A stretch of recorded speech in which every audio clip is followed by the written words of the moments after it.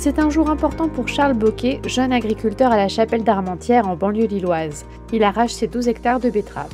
Si les conditions sont optimales, il craint d'avoir des rendements décevants. Ici, on est sur une parcelle de 12 hectares de betteraves. On est sur des conditions d'arrachage qui sont plutôt bonnes. C'est pas gras, on salit pas les routes. On l'a semé ici le 19 avril, donc un mois plus tard que l'année dernière, ce qui a pénalisé pas mal le développement de la betterave. Après la richesse, d'après ce qu'on entend, c'est pas terrible, c'est en dessous de 16. Si on a 16, c'est top. On voit pas mal d'hétérogénéité des grosseurs de betteraves. En rendement l'année dernière c'était plutôt bon, on était autour des 100, 110 tonnes hectares. Cette année je pense que ça va être beaucoup moins. On verra bien le résultat à la fin, mais voilà, en tout cas les conditions sont là pour l'arrachage, ça c'est bien.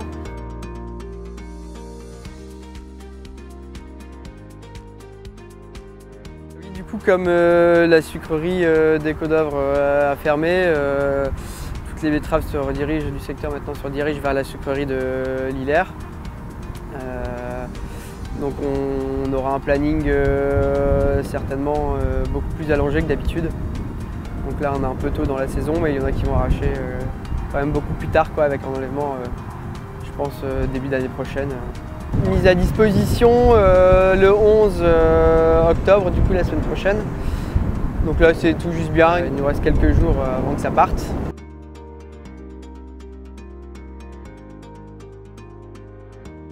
On a l'arracheuse qui est là, ici on a un transborder et après on a une benne classique. Donc là comme on est dans des conditions assez sèches, il n'y a pas beaucoup de terre au niveau du tas. Quand on vide c'est bien fluide, donc le transborder nous aide aussi à remonter les tas à hauteur, à gagner de la place parce que quand on vide c'est super fluide. On est sur un avaleur qui vient enlever le tas de betteraves. On doit respecter une largeur de tas de 9 mètres, 9 mètres 50. Donc il faut vraiment vider les bennes tout doucement pour éviter que ça coule de trop. Et c'est quand même un avantage de ne pas avoir de terre, mais voilà, il faut qu'on fasse un beau tas au final pour qu'il soit enlevé correctement, Pour éviter que la parcelle elle soit engorgée d'eau, on va la déchaumer tout juste après.